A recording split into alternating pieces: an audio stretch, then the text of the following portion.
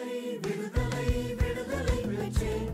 விதவிதமாய் பாவத்திலே ஜீவித்த நானே, இந்த நாளில் எந்த நேசு சொந்த ரத்தத்தால் தந்திட்டாரே எந்த ஆத்ம மீட்பின் விடுதலை, தந்திட்டாரே எந்த ஆத்ம மீட்பின் விடுதலை.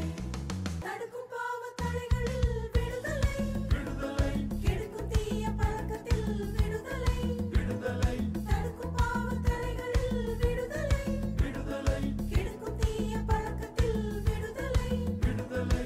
என்ன சந்தோஷம் இந்த விடுதலை, என்ன சந்தோஷம் இந்த விடுதலை. இந்த இயேசு இலவசமாய் தந்த சந்தோஷம், இந்த இயேசு இலவசமாய் தந்த சந்தோஷம். விடுதலை விடுதலை விடுதலை பெற்றேன். விதவிதமாய் பாவத்திலே ஜீவித்த நானே, இந்த நாளில் எந்த இயேசு சொந்த ரத்தத்தால் தந்திட்டாரே எந்த ஆத்ம மீட்பின் விடுதலை, தந்திட்டாரே எந்த ஆத்ம மீட்பின் விடுதலை. எரிக்கும் கோப பிடியினில் விடுதலை விடுதலை, வதைக்கும் தீய பொறாமையில் விடுதலை விடுதலை. எரிக்கும் கோப பிடியினில் விடுதலை விடுதலை, வதைக்கும் தீய பொறாமையில் விடுதலை விடுதலை. அன்பர் இயேசுவே தந்த விடுதலை, அன்பர் இயேசுவே தந்த விடுதலை. இன்ப காணம் செஞ்சிடும் வரை உண்டே விடுதலை, இன்ப காணம் செஞ்சிடும் வரை உண்டே விடுதலை. விடுதலை விடுதலை விடுதலை பெற்றேன். விதவிதமாய் பாவத்திலே ஜீவித்த நானே, இந்த நாளில் எந்த இயேசு சொந்த ரத்தத்தால் தந்திட்டாரே எந்த ஆத்ம மீட்பின் விடுதலை, தந்திட்டாரே எந்த ஆத்ம மீட்பின் விடுதலை. அழுக்காய் பேசும் பொய்யில் விடுதலை விடுதலை, மிடுக்காய் வீசும் பெருமையில் விடுதலை விடுதலை. அழுக்காய் பேசும் பொய்யில் விடுதலை விடுதலை, மிடுக்காய் வீசும் பெருமையில் விடுதலை விடுதலை. ஏழ்மை ரூபமே கொண்ட இயேசுவே, ஏழ்மை ரூபமே கொண்ட இயேசுவே. தாழ்மை கொள்ள உண்மை பேச இந்த சக்தியே, தாழ்மை கொள்ள உண்மை பேச இந்த சக்தியே. விடுதலை விடுதலை விடுதலை பெற்றேன். விதவிதமாய் பாவத்திலே ஜீவித்த நானே, இந்த நாளில் எந்த இயேசு சொந்த ரத்தத்தால் தந்திட்டாரே எந்த ஆத்ம மீட்பின் விடுதலை, தந்திட்டாரே எந்த ஆத்ம மீட்பின் விடுதலை. மாறிட்ட எந்த உள்ளத்தில் விடுதலை விடுதலை, மாறிடா அன்பர் அடிமையாய் மாற்றிடுவே விடுதலை. மாறிட்ட எந்த உள்ளத்தில் விடுதலை விடுதலை, மாறிடா அன்பர் அடிமையாய் மாற்றிடுவே விடுதலை. என்ன சந்தோஷம் இந்த அடிமைக்கு, என்ன சந்தோஷம் இந்த அடிமைக்கு. மீட்கும் அன்பை ருசித்திடவே ஆவல் இல்லையோ, மீட்கும் அன்பை ருசித்திடவே ஆவல் இல்லையோ. விடுதலை விடுதலை விடுதலை பெற்றேன். விதவிதமாய் பாவத்திலே ஜீவித்த நானே, இந்த நாளில் எந்த இயேசு சொந்த ரத்தத்தால் தந்திட்டாரே எந்த ஆத்ம மீட்பின் விடுதலை, தந்திட்டாரே எந்த ஆத்ம மீட்பின் விடுதலை. ஆண்டவரும் இரட்சகருமாகிய இறைமகன் இயேசு கிறிஸ்துவின் இணையற்ற நாமத்தில் யாவருக்கும் அன்பின் வாழ்த்துதல்களை கூறிக்கொள்கின்றேன். பிரிவினைகளை தகர்ப்போம், கிறிஸ்துவின் அன்பில் ஒன்றிணைவோம். Let us destroy the divisions and be united in the love of Christ. Amen. நாம் ஆராதிக்கிற தேவன் அவர் ஜீவனுள்ள தேவனாயிருக்கிறார்.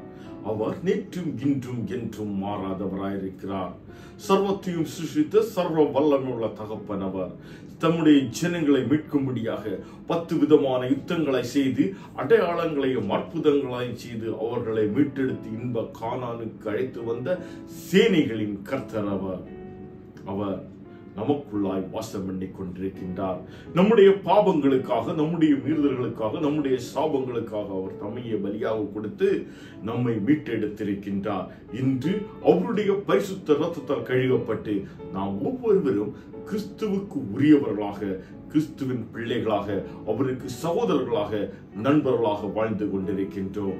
அருமையான தேவனுடைய பிள்ளைகளே, இன்று நாம் ஒவ்வொருவருடைய வாழ்க்கையிலும் பல விதமான போராட்டங்கள், சூழ்நிலைகள், நெருக்கங்கள், அவமானங்கள், நிந்தைகள் மத்தியில் நாம் கடந்து செல்லும் பொழுது நாம் மிகவும் சோர்ந்து போகிறவர்களாய் காணப்படுகின்றோம்.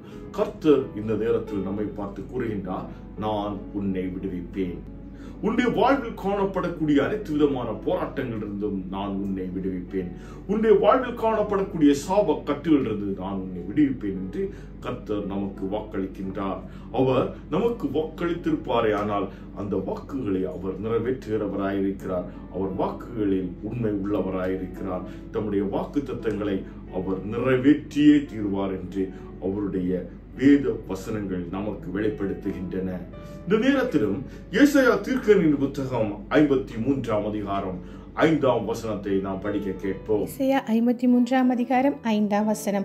நம்முடைய மீறுதல்கள் நிமித்தம் அவர் காயப்பட்டு நம்முடைய அக்கிரமம் நிமித்தம் அவர் நொறுக்கப்பட்டார். நமக்கு சமாதானத்தை உண்டு பண்ணும் ஆக்கினை அவர் மேல் வந்தது. அவருடைய தழும்புகளால் குணமாகிறோம். நம்முடைய மீறுதல்கள் நிமித்தம் அவர் காயப்பட்டு நம்முடைய அக்கிரமங்கள் நிமித்தம் அவர் நொறுக்கப்பட்டார். நமக்கு சமாதானத்தை உண்டு பண்ணும் ஆக்கினை அவர் மேல் வந்தது. அவருடைய தழும்புகளால் சுகமாக்கின்றோம். அருமையான தேவனுடைய பிள்ளைகளே, நம்முடைய வாழ்வில் காணப்படக்கூடிய பலவிதமான மீறுதல்கள் உண்டு. கர்த்தருடைய பிரமாணங்களுக்கு விரோதமாக அநேக விதமான காரியங்களை நாம் செய்கின்றோம். ஆண்டவரை விட்டு பின்மாறி செல்கிறவர்களாய் நாம் காணப்படுகின்றோம். கர்த்தருக்கு கொடுக்க வேண்டிய கனத்தையோ மகிமையோ நாம் கொடுப்பதில்லை. அவருக்கு கொடுக்க வேண்டிய நேரத்தை நாம் கொடுப்பதல்ல. நாம் நம்முடைய வாழ்க்கையை நாம் ஆராய்ந்து பார்க்கும் பொழுது அனைத்து விதமான காரியங்களையும் நமக்கு செய்வதற்கு சமயம் காணப்படுகின்றது. ஆனால் கர்த்தருடைய சமூகத்தில் காத்திருப்பதற்கோ, அவரிடம் கூட உரையாடுவதற்கோ, அவருடைய வார்த்தைகளை தியானிப்பதற்கோ, கர்த்தருடைய சமூகத்தில் காத்திருந்து ஜெபிப்பதற்கோ, அவர் நம்முடைய வாழ்வில் செய்த அற்புதங்களை பகிர்ந்து கொள்வதற்கோ நமக்கு இன்று நேரம் அல்ல. இன்று உலக பிரகாரமான காரியங்களுக்காக, உலக பிரகாரமான தேவைகளுக்காக நாம் ஓடிக்கொண்டிருக்கின்றோம். பிரசங்கி கூறும்போது மிக தெளிவாக கூறுகின்றார், மாயை மாயை எல்லாம் மாயையாய் இருக்கின்றது. இந்த மாயையாகிய இந்த உலக பிரகாரமான வாழ்க்கையில் நாம் நம்மை இழந்து விடாதபடிக்கு மிகவும் எச்சரிக்கையாய் இருக்க வேண்டும். கர்த்தரை பற்றும் விசுவாசம் என்னுடைய வாழ்வில் காணப்பட வேண்டும். கர்த்தருக்கு கொடுக்க வேண்டிய கனத்தையும் மகிமையும் நான் கொடுக்கிறவனாக காணப்பட வேண்டும். நாம் ஒவ்வொருவரும் பாவத்திற்கு மரித்து நீதிக்கு, அதாவது கிறிஸ்துவுக்குள்ளாக பிழைத்திருக்கும்படியாக கர்த்தர் நம்முடைய பாவங்களை, நம்முடைய மீறுதல்கள் யாவற்றையும் அவருடைய சரீரத்தில் ஏற்றுக்கொள்வதற்காகவே அவர் குமாரனாக இந்த உலகத்தில் ஜெயித்தார். பாவமே இல்லாத ஒரு கன்னி மரியாளுடைய வயிற்றில் அவர் உற்பத்தியாகி அவர் பிறந்து இந்த உலகத்தில் நம் அனைவருடைய பாவங்களையும் கல்வாரி சிலுவையில் சுமந்து தீர்த்தார். அவருடைய தழும்புகளால் நாம் சுகமாகின்றோம் என்று பேதுரு தனது முதலாம் கடிதத்தில் 2ஆம் அதிகாரம் 24ஆம் வசனத்தில் குறிப்பிடுகின்றார். 1 பேதுரு 2ஆம் அதிகாரம் 24ஆம் வசனம். நாம் பாவங்களுக்கு செத்து நீதிக்கு பிழைத்திருக்கும்படிக்கு அவர் தாமே நமது சரீரத்திலே நம்முடைய பாவங்களை சிலுவையின் மேல் சுமந்தார். அவருடைய தழும்புகளால் குணமானீர்கள். பாவம் இல்லாமல் பரிசுத்த ஆவியினால் கர்ப்பந்தரிக்கப்பட்டு கன்னி மரியாள் வாயிலாக இந்த உலகத்திற்கு வந்த இயேசு கிறிஸ்து, அவர் தம்முடைய கல்வாரி சிலுவையில் வரை அவருடைய பிரயாணத்தில் 3.5 ஆண்டு காலம் மனம் திரும்புங்கள் என்று சுவிசேஷத்தை போதிக்கிறவராய் காணப்பட்டார். அவர் சென்ற இடங்களிலெல்லாம் நாம் மனம் திரும்ப வேண்டும் என்று அவர் போதிக்கின்றார். அவருடைய போதனைகளை நாம் முதல் 4 சுவிசேஷ புத்தகங்களில் படிக்க முடியும். இந்த சுவிசேஷ புத்தகங்கள் அவர் தெளிவாக கூறுகின்றார், ஒரு மனிதன் தன்னுடைய மனம் புதிதாகிறவனாக மாற வேண்டும். பாவமாகிய இந்த உலகத்திற்கு ஏற்ற ஜீவியம் அல்ல நமது ஜீவியம். நமது ஜீவியம் நித்திய ராஜ்யத்திற்குள்ள ஜீவியமாய் காணப்பட வேண்டும். நம்மை அவரோடு கூட சேர்த்து அணைத்துக் கொள்ளும்படியாக அவருடைய வருகை சமீபமாய் காணப்படுகின்றது. இதை அறிந்திருக்கிற நாம் ஒவ்வொருவரும் இன்று எனது வாழ்வை நாம் ஆராய்ந்து, நான் கிறிஸ்துவுக்குள்ளாக வாழ்கிறேனா, கிறிஸ்துவின் பிரயோஜனம் கிறிஸ்து என்னிலிருந்து பிரதிபலிக்கிறாரா என்பதை நாம் நன்கு ஆராய்ந்து அறிய வேண்டும். நம்முடைய வாழ்வு ஆண்டவருக்கு விரோதமாய் காணப்படுமே ஆனால் அதில் நாம் செய்ய வேண்டியது ஆண்டவருடைய சமூகத்தில் நம்மை தாழ்த்தி ஒப்பு கொடுத்து அவருடைய போதனைகளுக்கு ஏற்றவாறு எனது வாழ்வை மாற்றி அமைக்க வேண்டும். அவருடைய போதனையை பார்ப்போமே ஆனால் அது மிகவும் கடினமான ஒரு போதனை அல்ல. நம்மை அன்பு செய்வது போல் உடன் இருக்கிற யாவரையும் அன்பு செய்ய வேண்டும். முதலாவது நாம் கர்த்தருக்கு கொடுக்க வேண்டிய கனத்தையும் மகிமையும் கொடுக்க வேண்டும். இன்று நான் எதற்கு முதலாவது முன்னுரிமை கொடுக்கின்றேன்? எனது வாழ்வில் நான் எதற்கு முன்னுரிமை கொடுக்கின்றேன்? என்னுடைய வேலைக்கா, அல்லது எனக்கு கிடைக்கக்கூடிய வருமானத்திற்கா, எனக்கு கிடைத்திருக்கிற கணவன் அல்லது மனைவிக்கா, எனது பெற்றோருக்கா, எனது பிள்ளைகளுக்கா நான் எதற்கு முன்னுரிமை கொடுக்கின்றேன்? இந்த உலகத்தில் நம்மை கொண்டு வந்த ஆண்டவருக்கு நான் முன்னுரிமை கொடுக்கின்றேனா? தாயின் கருவில் உருவாகும் முன்னே பேர் சொல்லி அழைத்த தேவன் அவர். கருவில் அவயங்கள் உருவாகும் முன்னே அவருடைய கண்கள் உன்னை கண்டது. அப்படி இருக்கும் பொழுது கர்த்தரால் தெரிந்து கொள்ளப்பட்ட அவருக்குரிய பிள்ளையாகிய நாம் ஒவ்வொருவருடைய வாழ்வில் நாம் எதற்கு முக்கியத்துவம் கொடுக்கின்றோம்? கர்த்தரை குறித்ததான ஒரு பக்தி வைராக்கியம் இன்று என்னுடைய வாழ்வில் காணப்படுகின்றதா? கிறிஸ்துவை அறிந்திருக்கின்றேன், அவருடைய போதனைகளை நான் நன்கு அறிந்திருக்கின்றேன். அவர் எனக்காக வந்தார், எனக்காக மரித்தார், எனக்காக அடக்கம் பண்ணப்பட்டார், எனக்காக உயிரோடு எழுந்தார் என்பதை நான் அறிந்திருக்கின்றேன். ஆனால் என்னுடைய ஜீவியத்தில் இன்று மாற்றமில்லை. என்னுடைய ஜீவியம் கிறிஸ்துவுக்குள்ளாக மாறாமல் என்னால் கிறிஸ்து உள்ளவனாக, கிறிஸ்துவை பிரதிபலிப்பவனாக வாழ இயலாது. அருமையான தேவனுடைய பிள்ளைகளே, இன்று நடந்து கொண்டிருக்கக்கூடிய அனைத்து விதமான சூழ்நிலைகள், நெருக்கங்கள், போராட்டங்கள், துன்பங்கள் யாவற்றிற்கும் முதலாவது காரணம் நாம் கர்த்தருக்கு கொடுக்க வேண்டிய கனத்தையும் மகிமையும் கொடுப்பதில்லை. இரண்டாவது, நான் கிறிஸ்துவுக்குள்ளாக உண்மை உள்ளவனாய் வாழ்வதில்லை. என்னுடைய வாழ்வில் உண்மை இல்லை. வாய் திறந்து அனைத்து இடங்களிலும் நாம் பேசுவது என்னுடைய சுயத்திற்கு ஏற்றவாறு நான் நிலை நிற்க வேண்டும், நான் என்ற அந்த அகந்தையிலும் பெருமையிலுமே என்னுடைய வாயின் வார்த்தைகள் காணப்படுகின்றன. அருமையான தேவனுடைய பிள்ளைகளை நாம் அமைதியாக இருக்க வேண்டிய இடங்களில் அமைதியாக இருக்க வேண்டும். பேச வேண்டிய இடங்களில் நாம் பேச வேண்டும். பேச தகுந்த வார்த்தைகளை நாம் உபயோகிக்கிறவர்களாய் காணப்பட வேண்டும். ஆண்டவராய் இயேசு கிறிஸ்துவின் வாழ்க்கையை நாம் பார்க்கும் பொழுது அவர் அநேக இடங்களில் அமைதியாகவே இருந்தார்.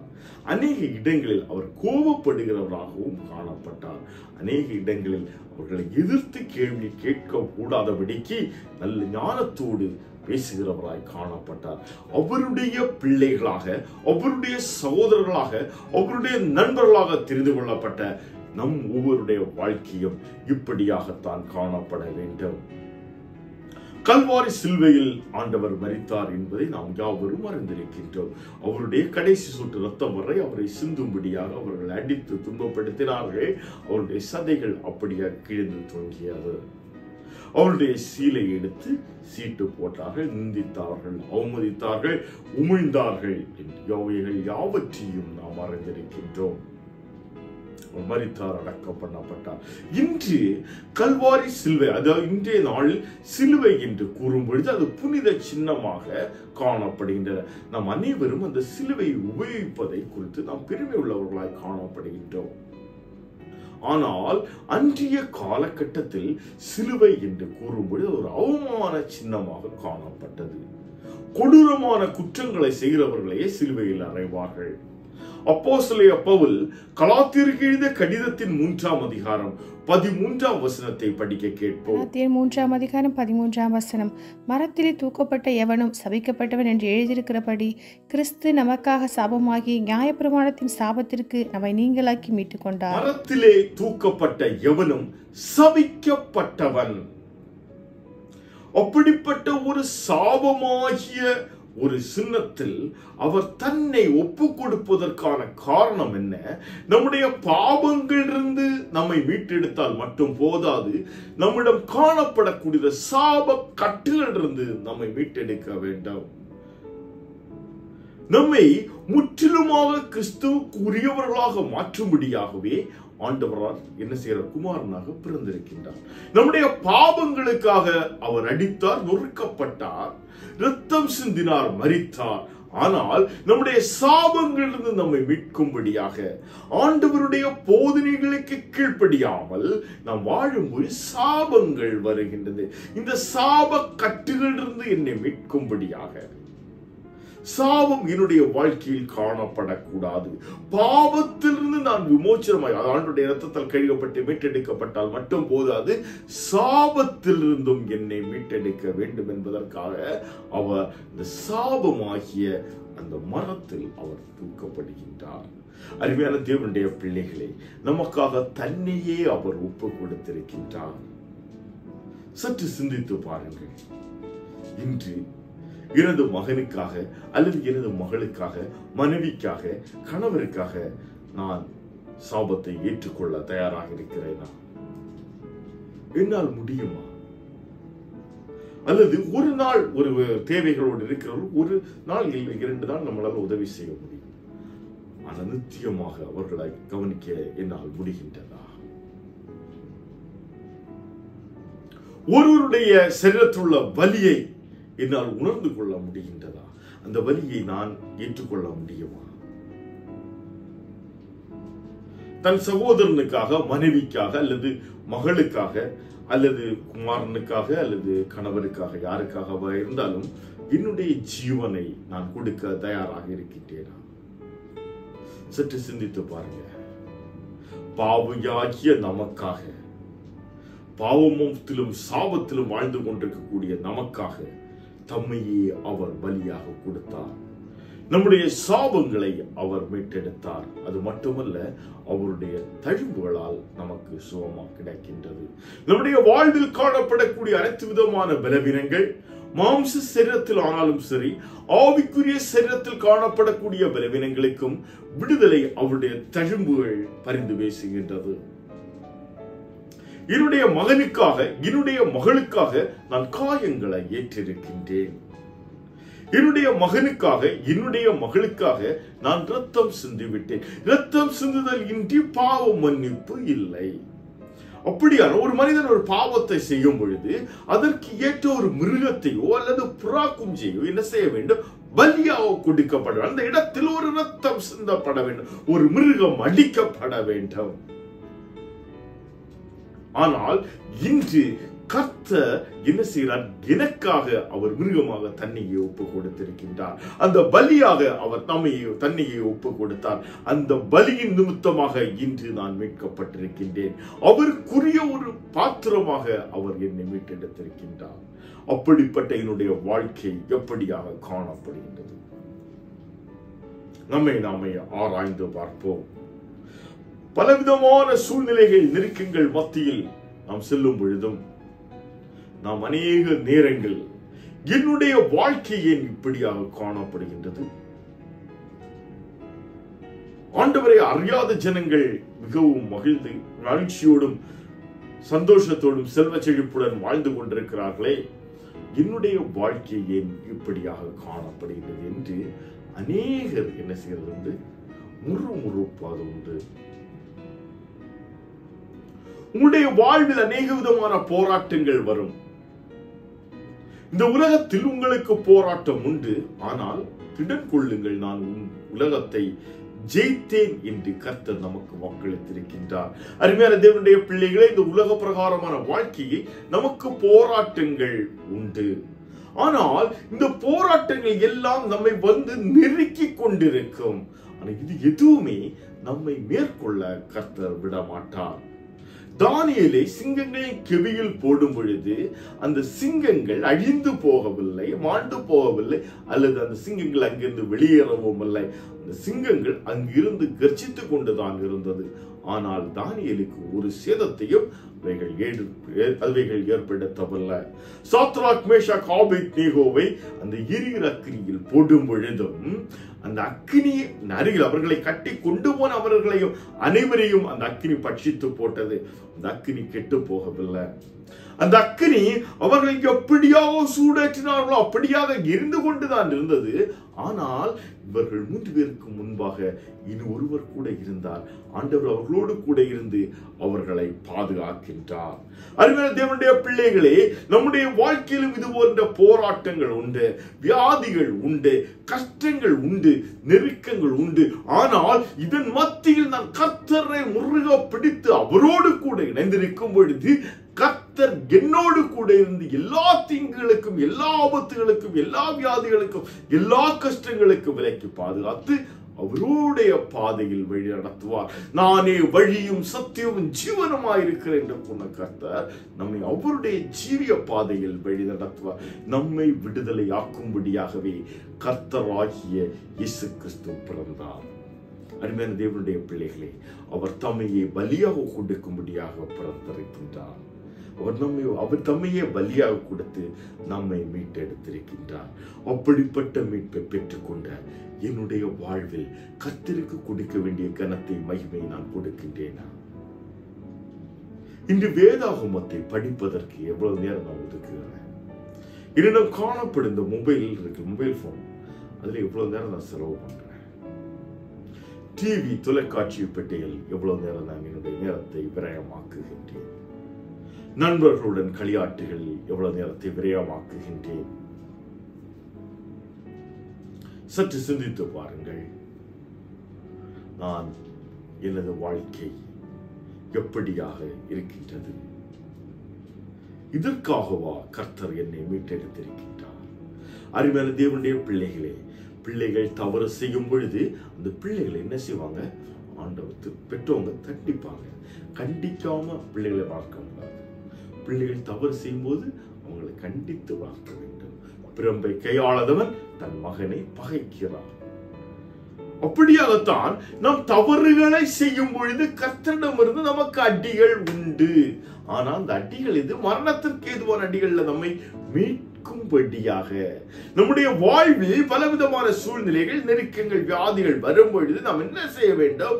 முதலாவது ஆண்டவருடைய சமூகத்தில் முழங்கால் படி போட்டு, ஆண்டவரே, நான் உமக்கு விரோதமாக செய்த காரியங்கள் என்னென்ன இருக்கின்றது, என்னை ஒரு விசை கூட கழுகி பரிசுத்தமாக்குங்க என்று அவரோடு கூட ஒப்புரவாகிறவர்களாய் காணப்பட வேண்டும். ஆண்டவருடைய விடுதலை என்னுடைய வாழ்க்கையில் காணப்படுகின்றது. அவர் கூறு, நான் உனக்காக மரித்திருக்கிறேன், உன்னை நான் மீட்டெடுத்திருக்கிறேன். அந்த மீட்பை நான் சுதந்திரித்துக் கொள்ளாதபடிக்கு என்னுடைய வாழ்வில் போராட்டங்கள் காணப்படுகின்றன. என்னுடைய வாழ்வில் அந்த கிறிஸ்துவுக்குரிய பரிசுத்தம் காணப்படுவதில்லை. என்னை பரிசுத்தமாக்குகிற இரத்தம் அவர் மூலமாக எனக்கு கிடைத்திருக்கிறது. அந்த இரத்தத்தை நான் உபயோகப்படுத்திக் கொள்ளாதவனாய் காணப்படுகிறேன். காரணம் என்ன? கர்த்தரை குறித்ததான சிந்தை இன்று என்னுடைய சிந்தனையில் இல்லை. என்னுடைய சிந்தனை முழுவதும் என்னுடைய செல்வம், என்னுடைய வேலை, என்னுடைய குடும்பம், என்னுடைய காரியங்கள், இதற்காகவே நான் ஓடி ஓடி ஓடி ஓடி என்னுடைய சிந்தை முழுவதும் இந்த உலகத்திற்கு காணப்படுகின்றன. இந்த உலக பிரகாரமான வாழ்க்கை நமக்கு குறுகிய காலம் மட்டுமே. அதிகமா போன நம்ம 100 வயசு வரை உயிரோடு இருக்க முடியுமா? அல்ல 120 வயசு வைங்க. அதற்கு பிறகு நித்தியமாக நாம் இருக்கக்கூடிய ஒரு இடம் காணப்படுகின்றது. இந்த உலக பிரகாரமான வாழ்க்கையில் நம்முடன் கணவர் காணப்படலாம், மனைவி காணப்படலாம், பிள்ளைகள் காணப்படலாம். ஆனால் நாம் இந்த சரீரத்தில் இருந்து நாம் வெளியேறி செல்லும் பொழுது இவர்கள் யாரும் நம்மோடு கூட வர முடியாது. நம்மோடு கூட வருவதற்கும் அவர்கள் ஆயத்தமாயிருப்பது கிடையாது. ஆனால் என்னுடைய பிள்ளை என்னை நோக்கி வருகிறான் என்று கர்த்தர் நம்மோடு கூட வருகின்றார். இந்த உலக பிரகாரமான வாழ்க்கையில் நமக்குள்ளாய் வாசம் பண்ணி நம்மை வழிநடத்தி நித்திய ராஜ்யத்தில் அவரோடு கூட சேர்த்துக் கொள்ளும்படியாக நம்முடைய ஜனனம் முதல் நாம் ஆண்டவரோடு கூட சென்று வாழக்கூடிய நாட்கள் வரை கர்த்தர் நம்மோடு கூட இருக்கின்றார். முடிவு பரியந்தம் கர்த்தர் நம்மோடு கூட இருக்கிறார். அந்த ஆண்டவரை விட்டு நாம் என்ன செய்கின்றோம்? இந்த உலக பிரகாரமான வாழ்க்கையில் ஓடிக்கொண்டிருக்கின்றோம். பிற்பாடு நம்முடைய முறுமுறுப்பு எப்படியாக காணப்படுகின்றது? என்னுடைய வாழ்க்கையில் மட்டும் ஏன் இப்படி? அருமையான தேவனுடைய பிள்ளைகளே, நமது ஆண்டவர் மகா இரக்கம் உள்ள தேவன், கருணை உள்ள தேவன், கிருபையின் தேவன். ஆனால் அவர் உக்கிர கோபம் உள்ள தேவன். ஒரு உக்கிர கோபத்திற்கு ஆளாகாதபடிக்கு நம்மை நாமே ஆராய்ந்து ஆண்டவருடைய சமூகத்தில் ஒப்புக் கொடுக்க வேண்டும். தெரிந்து கொள்ளப்பட்டவர்களை விட பண்ணும்படியாக சத்ருவாகியவன் மிக வஞ்சனையான காரியங்களை செய்து கொண்டிருக்கின்றான். இந்த காலகட்டங்களில் நாம் நம்மை இழந்து விடாதபடிக்கு கர்த்தருடைய சமூகத்தில் நம்மை ஒப்புக் கொடுக்கிறவர்களாய் காணப்பட வேண்டும். கர்த்தரை நோக்கி கூப்பிடுவோம். ஆண்டவரே, நீங்க என்னை விடுவித்திருக்கிறீங்க. உம்முடைய இரத்தத்தால் எனக்கு மீட்பு கிடைத்திருக்கின்றது. உம்முடைய பரிசுத்த இரத்தத்தால் நான் மீட்கப்பட்டிருக்கின்றேன். ஆனால் என்னுடைய வாழ்வில் இந்த ஒரு மகிழ்ச்சி இல்லை, ஒரு சந்தோஷம் இல்லை, ஒரு நிறைவு இல்லை. நான் என்ன செய்ய வேண்டாம்? ஆண்டவரை எனக்கு கற்றுத்தான். ஞானத்தில் குறைவுள்ளவனாய் காணப்படுகின்றேன். இதோ உம்முடைய சுமத்தில் உம்மை நோக்கி அமர்ந்திருக்கிறேன் அப்பா, நீங்க என்னோடு கூட இடைப்படுங்க, நீங்க என்னை வழிநடத்துங்க என்று கர்த்தரை நோக்கி கூப்பிடும் பொழுது கர்த்தர் நம்முடைய வாழ்வில் அற்புதங்களை செய்வார். அவருடைய கரங்கள் ஒருபோதும் குறுகி போகவில்லை. கர்த்தரை நோக்கி கூப்பிடுகிற ஒருவரும் வெட்கப்பட்டு போனதில்லை. வருத்தப்பட்டு பாரம் சுமக்கிறவர்களே, நீங்கள் எல்லாரும் என்னிடத்தில் வாருங்கள், நான் உங்களுக்கு இளைப்பாறுதல் தருவேன் என்ற கர்த்தருடைய சுமத்துல உங்களுடைய பாரங்களை இறக்கி வைங்க. அந்நாள் தன்னுடைய மனதில் இருந்த எண்ணத்து பாரங்களையும் கர்த்தருடைய சுமத்தில் இறக்கி வைத்துவிட்டு அதற்கு பிற்பாடு அதை குறித்து அவள் சிந்திக்கவில்லை, அமைதியாக இருந்து விட்டார். அருமையான தேவனுடைய பிள்ளைகளை, நம்முடைய வாழ்வில் காணப்படக்கூடிய சூழ்நிலைகள் எதுவாய் இருந்தாலும் ஆண்டவருடைய சுமத்தில் முதலாவது இறக்கி வைக்க. நான் சுமந்துகிட்டே தான் நடப்பேன், சுமந்துகிட்டே தான் இருக்கும். ஆண்டவர் சொல்லி இறக்கி வை, என்னுடைய சுமத்துல வா, இறக்கி வை. நம்ம என்ன செய்வோம்? ஆண்டவருடைய சுமத்துல கொண்டு போய் இறக்கி வைப்போம். ஜெபம் பண்ணும்போது ஆண்டவரே இந்த காரியங்கள் பிரச்சனைகளா இருக்கிற ஆண்டவருடைய சுமத்துல இறக்கி வைத்து விட்டு ஆமென் சொல்லி முடித்த உடனே என்ன செய்வோம்? இறக்கி வைத்து திரும்ப எடுத்து நம்ம தலையில வச்சிருவோம். இனி அதை என்ன செய்யறது? யார்கிட்ட கேட்கலாம், எப்படி பண்ணலாம், எப்படி பண்ணலாம். இறக்கி வைத்தது ஆண்டவர் பார்த்துக்கூட, அது அவருடைய வேலை. ஆண்டவருடைய சுமத்துல இறக்கி வச்சு நீங்களே போயிட்டே இருங்க. அதை எப்படியாக முடிக்க வேண்டும் என்று கர்த்தருக்கு தெரியும். அதன் வழிகள் உங்களை வழிநடத்த அவர் ஆயத்தமாயிருக்கிறார். கர்த்தர் நமக்கு தந்திருக்கிற தூதர்கள் நம்மோடு கூட இருக்கிறார்கள். நம்முடைய கண்கள் அதை பார்ப்பதில்லை. அவர் தந்திருக்கிற குதிரைகளும் அக்கினிமயமான ரதங்களும் நம்மளை சுற்றி காணப்படுகின்றன. இதையும் நம்முடைய கண்கள் பார்ப்பதில்லை, நாம் உணர்வதும் இல்லை. அருமையான தேவனுடைய பிள்ளைகளே, கர்த்தரால் தெரிந்து கொள்ளப்பட்ட அவருடைய பரிசுத்த ஜனமே, நித்திய ராஜ்யத்தின் சுதந்திரவாளிகளை விழித்துக் கொள்ளுங்கள். நம்மை கர்த்தர் மீட்டெடுத்திருக்கின்றார். இந்த உலக பிரகாரமான வாழ்வில் மட்டுமல்ல, நம்முடைய வாழ்வில் காணப்படக்கூடிய போராட்டங்கள் இருந்து மட்டுமல்ல, நம்முடைய வாழ்வில் காணப்படக்கூடிய வியாதியில் மட்டுமல்ல, நெருக்கங்கள் இருந்து, நிந்தை அவமானங்கள் இருந்து மட்டுமல்ல, நித்திய ராஜ்யத்திற்கு என்று நம்மை அவர் ஆயத்தப்படுத்துகின்றார். எல்லா சூழ்நிலையிலிருந்து நம்மை மீட்டெடுத்திருக்கின்றார். இது விசுவாசிங்க.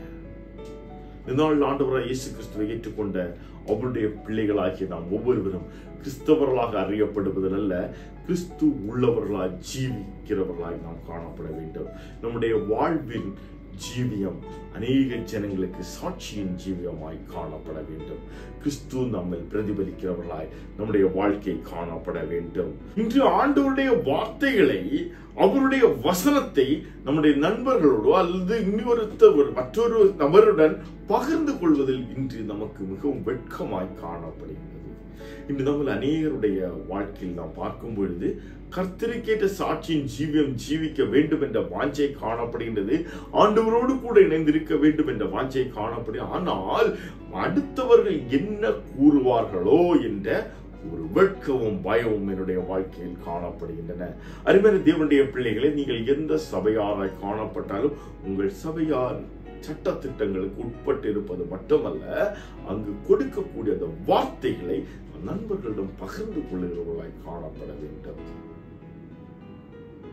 ஆண்டவருடைய வார்த்தையாகிய இந்த ஜீவ வார்த்தைகளுக்குள்ளாயில் நம்முடைய ஜீவியம் காணப்படுவது மட்டுமல்ல, இந்த ஜீவனுள்ள வார்த்தைகளை நான் என்ன செய்ய வேண்டும்?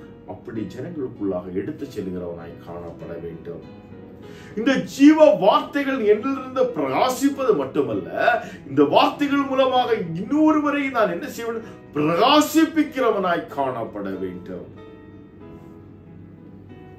இது அப்போஸ்தலர் பவுல் ரோமருக்கு எழுதிய கடிதம் 1ஆம் அதிகாரம் 16ஆம் வசனத்தில் தெளிவாக குறிப்பிடுகின்றார். 1ஆம் அதிகாரம் 16ஆம் வசனம். கிறிஸ்துவின் சுவிசேஷத்தை குறித்து நான் வெட்கப்படேன்.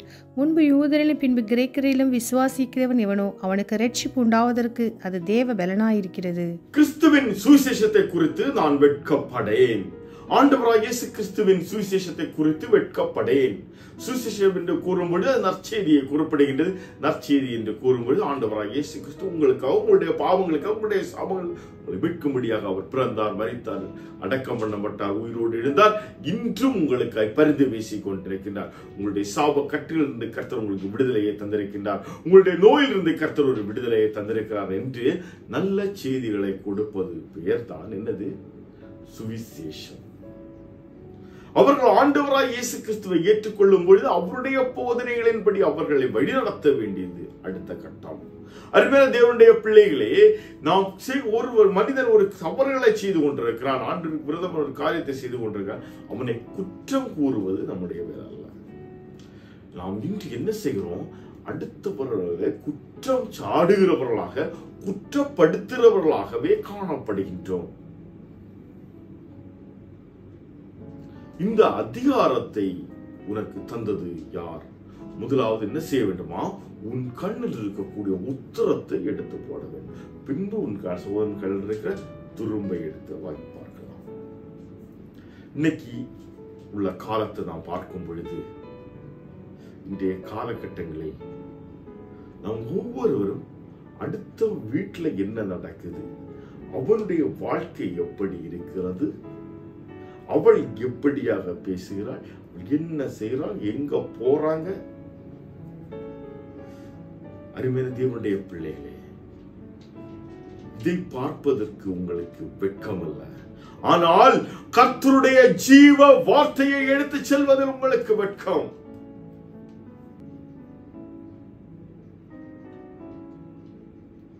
சற்று சிந்தித்து பாருங்கள். நான் யோக்கியமாய் வாழ்கிறேனா? என்னுடைய வாழ்க்கையில் கிறிஸ்துவுக்குரிய ஜீவியம் காணப்படுகின்றதா? நான் எப்படியாக இன்னொருவரை குற்றவாளியாக தீர்க்க முடியும்? என்னுடைய பாவங்களுக்காக, என்னுடைய சாபங்களுக்காகவே ஆண்டவராய் இயேசு கிறிஸ்துவின் ரத்தம் இன்றும் எனக்காய் பரிந்து பேசிக் கொண்டிருக்கின்றது. ஆனால் நான் என்ன செய்து கொண்டிருக்கிறேன்? மற்றவர்களை, என்னுடன் இருக்கிறவர்களை, சகோதர சகோதரிகளை, நண்பர்களை, சபையாரை, போதகர்களை, யாவரை நான் என்ன செய்கிறேன்? குற்றம் சாடுகிறவராய் காணப்படுகின்றேன். இதற்காக ஆண்டவர் உன்னை விட்டெடுத்தார். அப்போஸ்தலர் பவுல் கூறும்பொழுது மிக தெளிவாக கூறுற, யூதராயிருந்தாலும் கிரேக்கராயிருந்தாலும் எனக்கு ஒரு விஷயம் இல்லை. அவன் யாராய் இருந்தாலும் ஆண்டவருடைய வார்த்தையை நான் கூறும் பொழுது அவன் ரட்சிப்பின் அனுபவத்தை பெற்றுக் கொள்வதற்கு அது தேவ பலனாயிருக்கிறது. இன்று ஆண்டவருடைய வார்த்தையை நீங்கள் கொண்டு செல்லும் பொழுது அந்த வார்த்தை அவர்களுக்கு தேவ பலனாயிருக்கிறது. அவருடைய கட்டிலிருந்து அவர்களை விடுவிப்பதாய் காணப்படுகிறது. சாப கட்டிலிருந்து விடுதலையை கொடுக்கிறது, நோயிலிருந்து விடுதலையை கொடுக்கிறது. வாழ்வில் காணப்படக்கூடிய எல்லா போராட்டங்களிலிருந்து விடுதலையை கொடுக்கிறது. அப்படிப்பட்ட ஜீவ வார்த்தையை கொண்டு செல்வதில் எனக்கு வெட்கம். ஆனால் அவர்கள் வீடுகளில் நடக்கக்கூடிய ஒவ்வொரு காரியங்களையும் அவதூறாக பேசுவதில் எனக்கு வெட்கம் அல்ல. அடுத்தவர்களை குற்றம் கூறுவதில் எனக்கு வெட்கம் அல்ல. எப்படிப்பட்ட ஒரு வாழ்க்கையை இன்று நான் வாழ்ந்து கொண்டிருக்கின்றேன்? நம்மை நாமே ஆராய்ந்து பார்க்க வேண்டும். அருமையான தேவனுடைய பிள்ளைகளை, காலம் மிகவும் குறைவாய் காணப்படுகிறது. ஆண்டவருடைய வருகை சமீபமாயிற்று. நாம் வெட்கப்பட்டு போகாதபடிக்கு, ஆண்டவருடைய வருகையில் நான் வெட்கப்பட்டு போகாதபடிக்கு, அவரோடு கூட இணைந்து வாழும்படியாக என்னை நான் ஆயத்தப்படுத்த வேண்டும். என்னை நான் ஆயத்தப்படுத்த வேண்டும். அடுத்தவர்களை பார்ப்பதல்ல, மற்றவருக்காக வாழ்வதை முதலாவது விட்டுவிடுங்கள். அவர்கள் என்ன கூறுவார்களோ கூறுறவங்க சொல்றவங்க சொல்லிட்டு தான் இருப்பாங்க.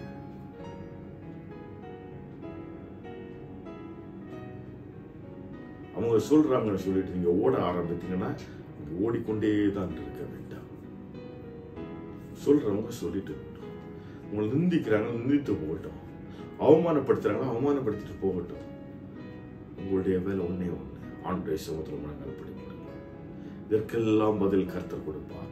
எந்த இடத்துல உங்களை நிந்தித்தார்களோ, எந்த இடத்துல உங்களை அவமானப்படுத்தினார்களோ அந்த இடத்தில் கர்த்தர் உங்களை உயர்த்துவார். கர்த்தர் உங்களை வழி நடத்துவார். காரணம் என்ன? அவர் நமக்காக அவருடைய ஜீவனை கொடுத்திருக்கிறார். நம்ம சாபத்திலிருந்து அவர் நம்மளை மீட்டெடுத்திருக்கிறார். நம்முடைய பாவங்களிலிருந்து அவர் நம்மளை மீட்டெடுக்கிறார். நம்முடைய வியாதியிலிருந்து நம்மை மீட்டெடுத்திருக்கிறார். அவர் நம்மோடு கூட இருக்கிறார். இன்று நமக்காய் பரிந்து பேசிக் கொண்டிருக்கிறார். ஆண்டவரால் தெரிந்து கொள்ளப்பட்ட அவருடைய பரிசுத்த ஜனமே, ஒவ்வொருவரும் ஆண்டுடைய சமூகத்தில் நம்ம ஒப்பு கொடுப்போமா?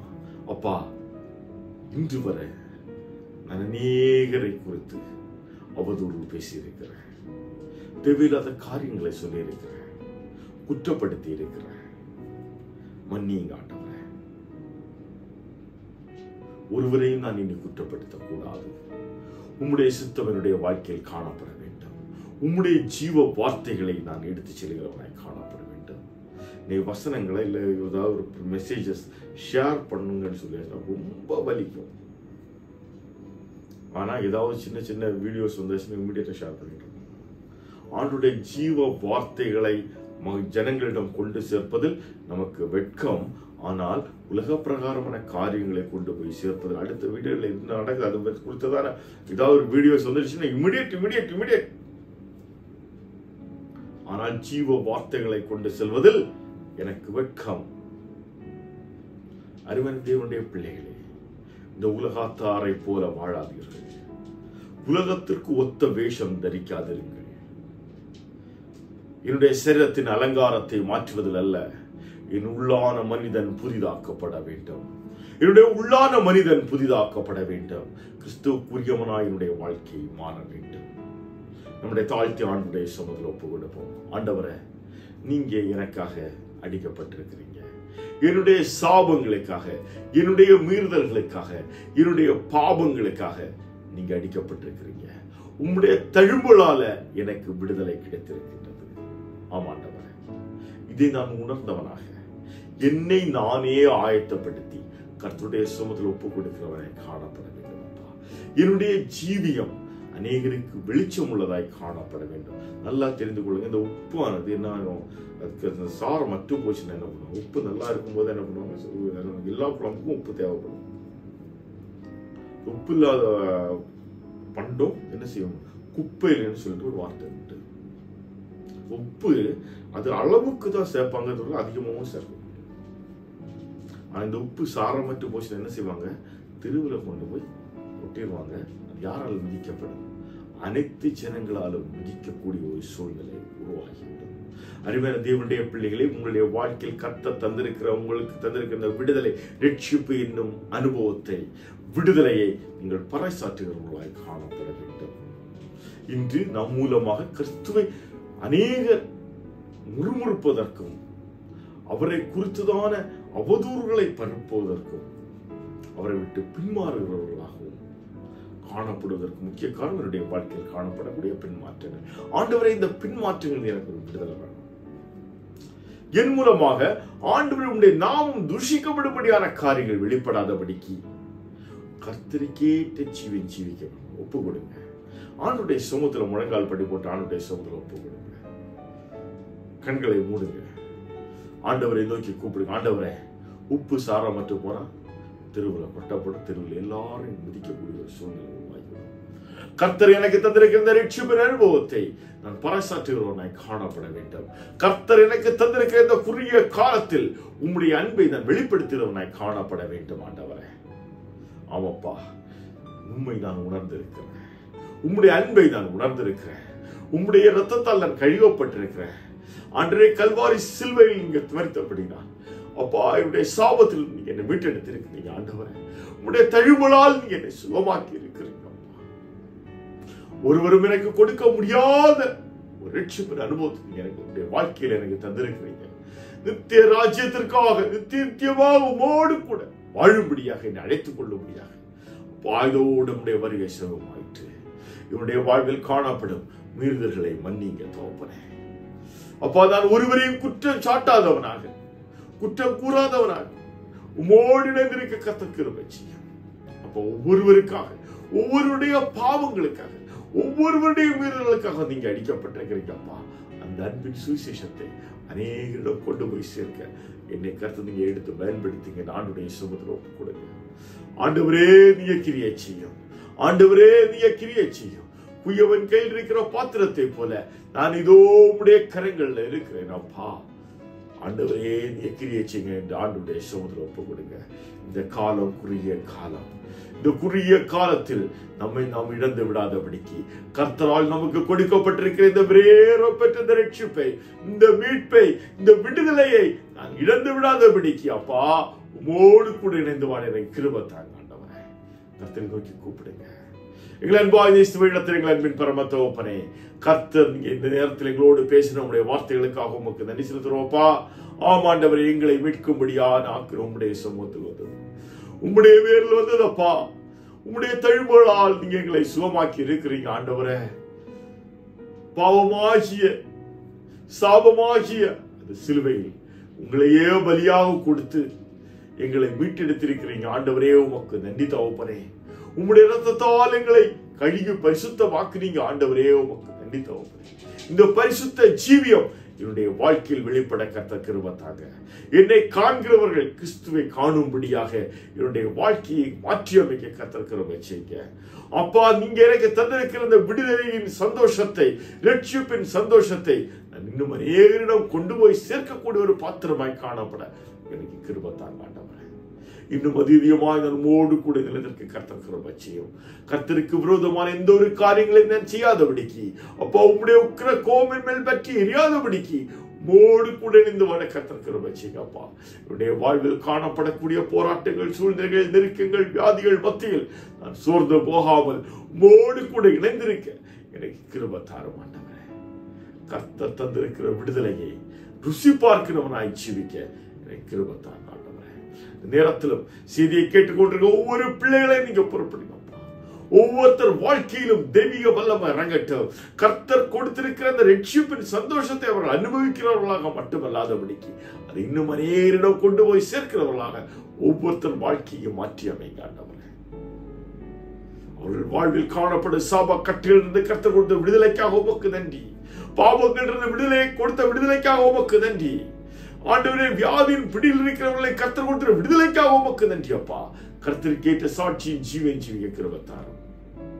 பலவிதமான தேவைகளுக்காக கர்த்தருடைய சமூகத்தில் முழங்கால் படிபட்டு ஜீவித்துக் கொண்டிருக்கக்கூடிய ஒவ்வொரு சகோதர சகோதரனுடைய வாழ்க்கையிலும் கர்த்தர் ஒரு அற்புதத்தை நடத்தும்படியாக ஜெபிக்கிறப்பா. ஜீவனுள்ள சாட்சிகளை எழுப்புங்க. உம்முடைய நாம் ஒன்றே மையப்படும்படியாக ஜீவிக்க கிருபை தாரும் ஆண்டவரே. இதோ உம்முடைய வருகை சமீபமாயிற்று. ஜனத்திற்கு விரோதமாக ஜனங்கள் எழும்பிவிட்டன, ராஜ்யத்திற்கு விரோதமாக ராஜ்யங்கள் எழும்பிவிட்டன. எல்லா இடங்களிலும் பூகம்பங்களும் பூமி அதிர்ச்சிகளும் உருவாகி கொண்டிருக்கிறப்பா. இதோ உபத்திரவத்தின் ஆரம்பம், உபத்திரவத்தின் ஆரம்பம். தெரிந்து கொள்ளப்பட்டவர்களை விழப்பண்ணும்படியாக பிசாசன் வஞ்சனையான காரியங்களை செய்து கொண்டிருக்கிற ஆண்டவரே, எந்த இடத்திலும் இழந்து விடாதபடிக்கு இதோ நாங்கள் உம்முடைய சமூகத்தில் உம்மோடு கூட இணைந்திருக்க எங்கள் ஒவ்வொருவருக்கு கிருபை தாரும். எப்படியாயினும் நாங்கள் உம்முடைய ராஜ்யத்தில் உம்மோடு கூட இணைந்து வாழ எங்கள் ஒவ்வொருவருக்கு கிருபை தாங்க ஆண்டவரே. உம்முடைய நாம் ஒன்றே மேம்படும்படியாக ஜீவிக்க கிருபை தாரும். தாழ்த்தி உம்முடைய கரங்களில் ஒப்படைக்கிறேன். மீட்பர் ரட்சகருமாகிய இயேசு கிறிஸ்துவின் மூலம் பிதாவே, ஆமென். என் ஆத்துமாவே கர்த்தரை தோத்திரி, என் முழு உள்ளவருடைய பரிசுத்த நாமத்தை தோத்திரி. என் ஆத்துமாவே கர்த்தரை தோத்திரி, அவர் செய்த சகல உபகாரங்களை மறவாதே. ஆமென். ஆசீர்வாதம் நமது ஆண்டவராகிய இயேசு கிறிஸ்துவின் கிருபையும் அன்பும் சமாதானமும் இன்றும் இன்னும் சதா காலங்களிலும் நம் அனைவரோடும் கூட இருப்பதாக. ஆண்டவர் தானே நம் ஒவ்வொருவரையும் கர்த்தருடைய மீட்பின் சந்தோஷத்தை உணரச் செய்து அவரோடு கூட சேர்த்து அடைத்து நித்திய ராஜ்யத்துக்குள்ளாக வழி நடத்துவாராக. ஆமென்.